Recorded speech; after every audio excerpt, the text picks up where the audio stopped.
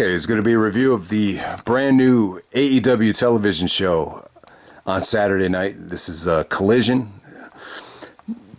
Okay, and we got the return of CM Punk finally after almost a whole school year. You know, Labor Day to June 17th. You know that's pretty much about a whole school year, and we finally got to see him. Yeah, I mean, I don't know if anyone's presence has been missed as much as CM Punk.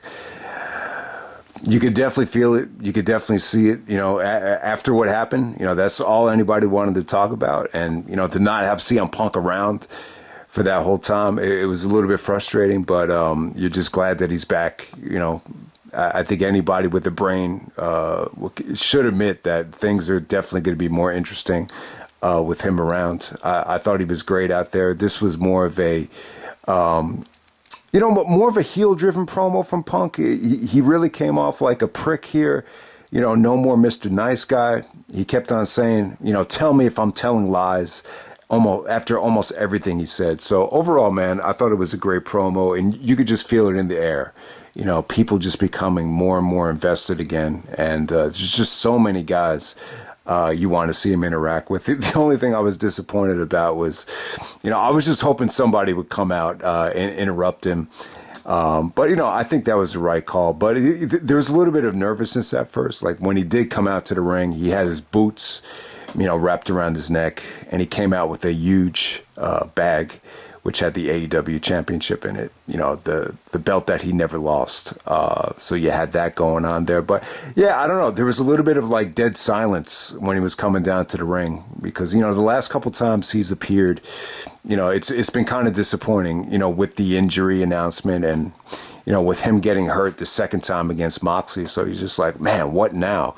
But no, he basically ended the promo by saying, he's not leaving until somebody, has enough balls to fill these boots. So overall, man, I thought the promo was really good, man. He knocked it out of the park. A lot different than the first dance promo. The first dance was just a little bit more emotional. It was more of a tearjerker. This was more angry, more hostility, and took a shot at PWG. So he basically said that this is the pro wrestling business. It's, implying that this is not a hobby, which, sometimes PWG comes off like that, almost like a weekend warrior, type of situation. But yeah, with MJF, man, he basically implied to MJF, that he's the real world champion and he didn't need to win this belt by having, the greatest dog collar match of all time, because MJF keeps on saying that he had the best dog collar match, the best four-way, the best Iron Man match. So they're definitely going to go back to Punk and MJF in a unification match, probably down the road. Yeah, I mean, this is how I'm looking at it, man. So MJF is supposed to wrestle Tanahashi at Forbidden Door for the belt. You heard MJF take a shot at New Japan saying that they're an indie fed, which is ridiculous. But, he was basically implying that he might not show up. And they even plugged it in the promotional, for the match. So I'm just thinking Punk is going to, show up and wrestle Tanahashi to kind of make up for, not doing it last year. Plus, the clock is ticking. Both Tanahashi and Punk are, getting older. So I think now is the time to do it. And, that would beautifully set up MJF attacking Punk and, so I think that will be really, really cool if they go in that direction. But yeah, man, great promo from Punk. Probably the highlight of the promo was the talking about apologizing. He was like, if anyone out there thinks, I owe you an apology, then you're softer than, the wrestlers that you cheer for. So I thought that was a great line as well. So it really did come off good. He just has it, he's just such a natural prick. He's just got so much confidence when it comes to talking on the mic. So it should be a great ride. I'll just say this, like he he seems like he would be like a prick to work with. Like, I think he would absolutely hate me, like if I had to work with him in real life. But I'll tell you, from a fan's perspective, I mean, you just have to love it. You have to embrace it. And yeah, we might get the Summer of Punk that we did not get last summer. We might get it this summer. Summer of Punk. Volume 3. So we'll see what happens. And that takes us to the main event. We got CM Punk and FTR taking on Samoa Joe, Juice Robinson, and Jay White. I thought this was a great main event. So they actually bring out. So you got Nigel out there with Kevin Kelly, and then they bring out Jim Ross just for the main event. It's really, really weird too, because I was thinking, did Nigel and Punk ever touch each other? I want to say no. Maybe in a trios match or a tag match, but never one-on-one. So it's just kind of weird that, Punk and Nigel make their debut on the same night in AEW or return. But yeah, the match is great. Obviously, we got Samoa Joe and CM Punk touching for the first time since the Summer of Punk. You got to go back to the night where Jamie Noble won the Ring of Honor title, like to remember the last time they were actually in the same ring together. And man, it was great. Joe was awesome here. Joe looked great. He looked motivated. The chops that Joe gave Punk almost got holy shit chance. It was almost like Joe versus Kobashi level of, brutality with those chops. And when Punk tried to chop Joe back, they kind of booed. So that kind of leads me to believe that Punk, they might have to go in this direction with Punk, where he's a babyface in Chicago and, a heel everywhere else. It should just be really interesting to hear the reaction for Punk in New York or, any of these other cities. I would just imagine it's definitely going to be more mixed. I'm just curious to see like what type of level. Yeah, in New Jersey, it was not good at Full Gear. You remember there was a lot of fuck CM Punk chants in the Trios Championship match. But overall, man, Punk did not look in great shape.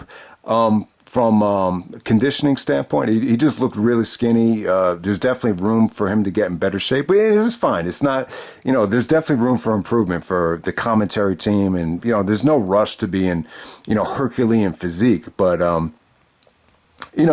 thought Punk looked good in the ring, though. I thought him and Joe had great chemistry, great intensity, and there was just some really, really nice sequences where he actually hit a neck breaker, and it just looked really sweet, really, really crisp. Did Punk blow you away, in the ring with his presence? Not really, but I thought this was an awesome tag match, man. I just thought you had a hot environment, hot tags. The hot tags to Punk got great reactions.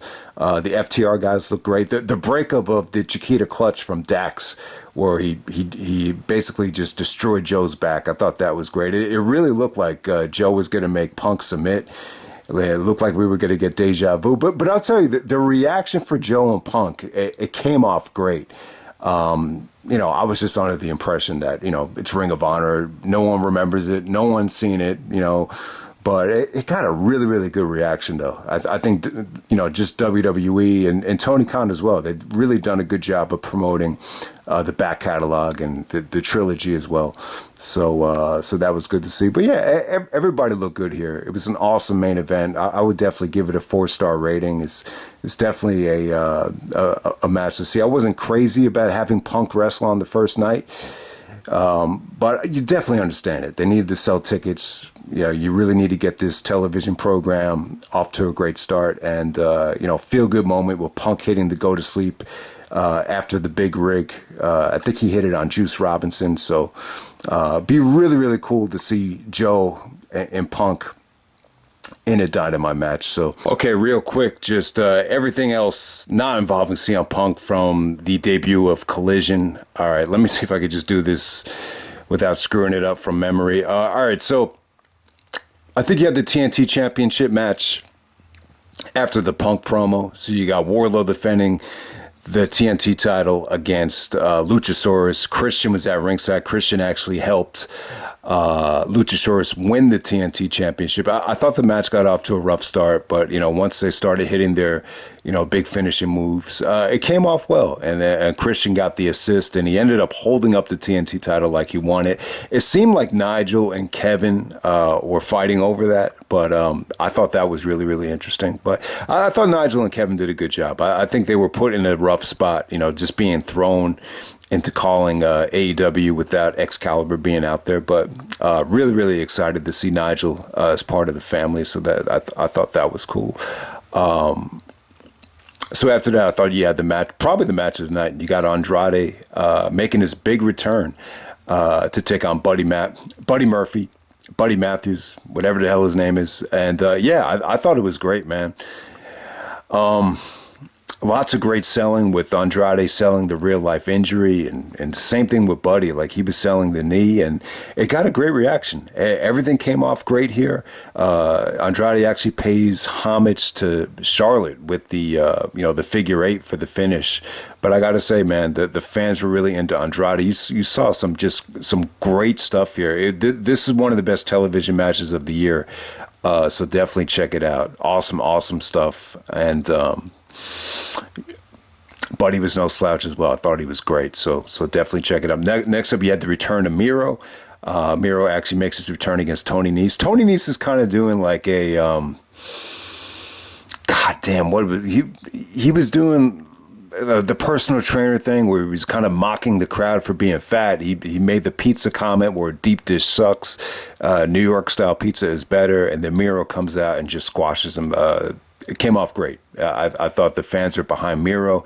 They were with him on the catchphrase. And it's funny. I thought, MIRO was like the poster boy for Rampage. And now they're actually making him like the face of Collision as well, like on the promotional posters.